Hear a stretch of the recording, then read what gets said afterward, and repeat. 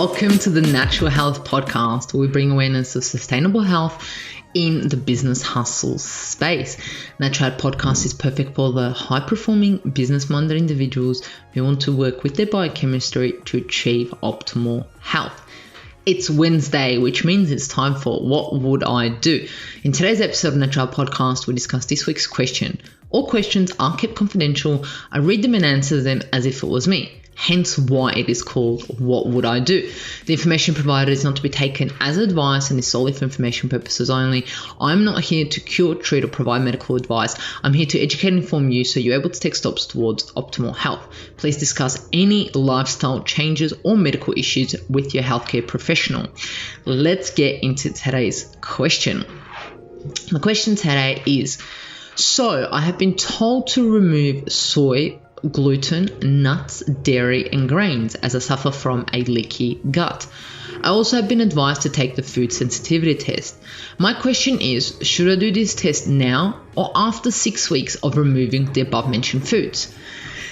That is an absolutely great question. Okay, so the first thing that I would like to mention, if you have been advised by, it says you've been told to remove, and then you've been also advised to take the food sensitivity test, whoever you are working with, usually these are the questions that you need to ask these healthcare professionals, because they have their own reasoning as to why they're suggesting for you to remove this and do the test.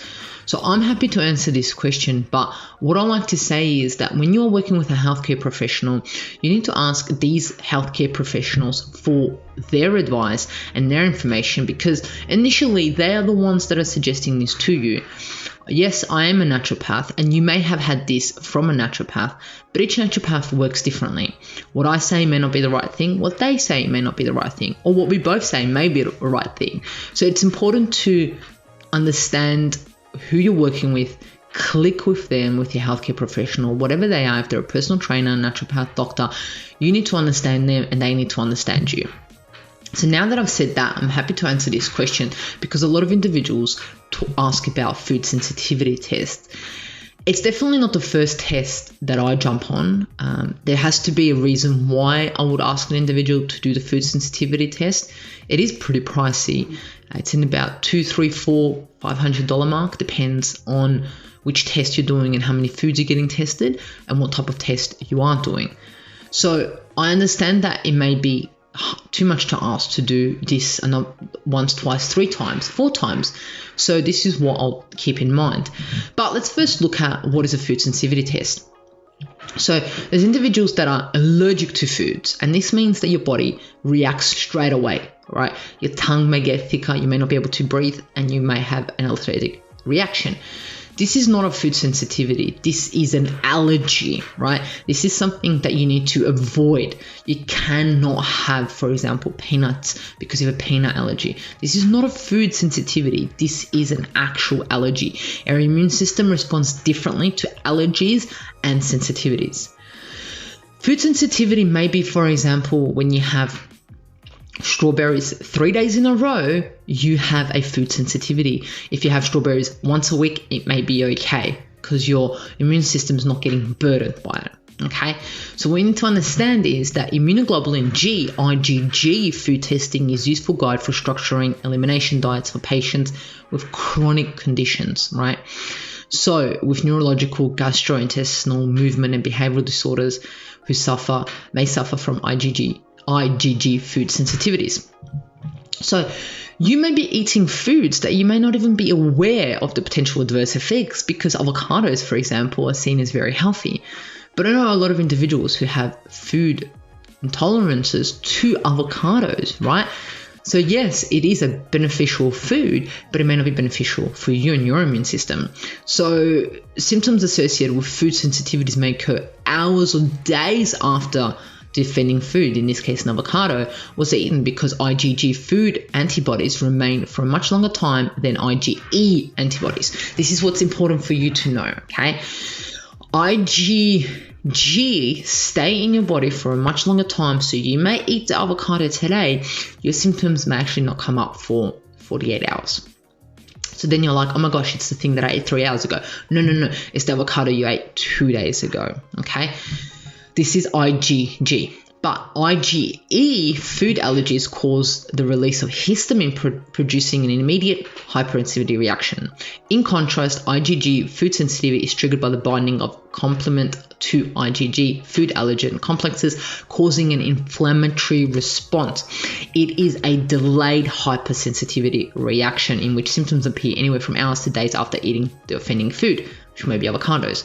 So, eliminating IgG positive foods may improve symptoms of IBS, irritable bowel syndrome, leaky gut, for your instance, autism, ADHD, cystic fibrosis, rheumatoid arthritis, epilepsy, and so forth. This is in accordance with a few clinical studies.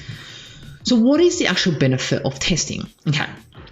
There are a number of benefits of testing food intolerances. IgG testing determines if food reactions are contributing to physical or mental symptoms. And essentially, there are a much quicker way than eliminating the foods. So essentially what you can do is you can go, let's eliminate avocados, let's eliminate gluten, let's eliminate cheese, dairy, and then put them back in and see, and then keep a diary and see what the symptoms are. This is a long process, right? It's a process that can be done without testing, and then you find out what may be triggering it, or you can just do the test. So in a sense, the benefit is the quick access, especially for children or elderly or people who have hardcore health issues. It would be recommended for, because then you're able to determine quickly what may be causing an issue then and there. So removal of highly reactive foods from diet is a non-invasive therapy after you've seen what may be removed. So let's say, for example, you have anxiety, right? And then on your food test, it says that you really have an intolerance to avocados. You remove the avocados and your anxiety gets lower. Like, how amazing is that, right? Not only that, it can eliminating all identified IgG foods after testing can reduce stress on the immune system, decrease inflammation, helping to heal your leaky gut, resolve food cravings, reduce potential of eating disorders, and so forth, right? Please note that eliminating foods prior to doing this sample test will reduce the ability to detect the antibodies. So the antibodies only come up if you induce the food. So my highly suggestion is that, depending on the individual, and this is where it's important to work with a healthcare professional and talk to the professional that has told you to do this test, is you need to understand that if you don't eat these foods, they will not come up on your test. So for example, you are vegetarian, let's say you're vegan and you eat no eggs, you're not going to have high reaction to eggs because you haven't included eggs in your diet for so many years.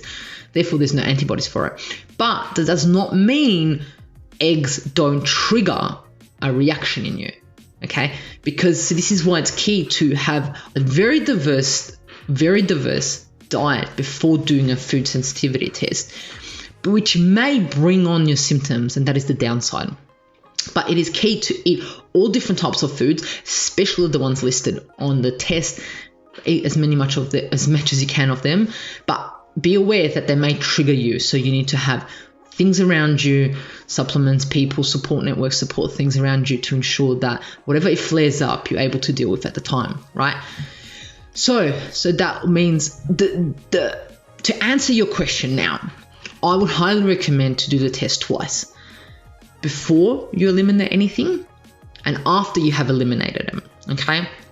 So if you can only decide on doing it once, I would do the test right now before eliminating anything to see what actually is triggering you. So you know what's triggering you right now, okay?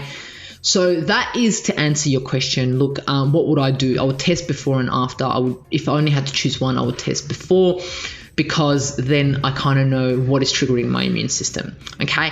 So I hope this sheds some light to your question. Anyone listening who may have this issue or this question about food sensitivity test, if any questions, please contact me at mihaela.raguz on Instagram. I'm more than happy to answer your question in regards to food sensitivity test or any other tests or questions via the Natural Health Podcast. Remember, you're not alone in the journey to optimal health. I'm here to assist you and make this journey a pleasant one. Until next Wednesday, love you.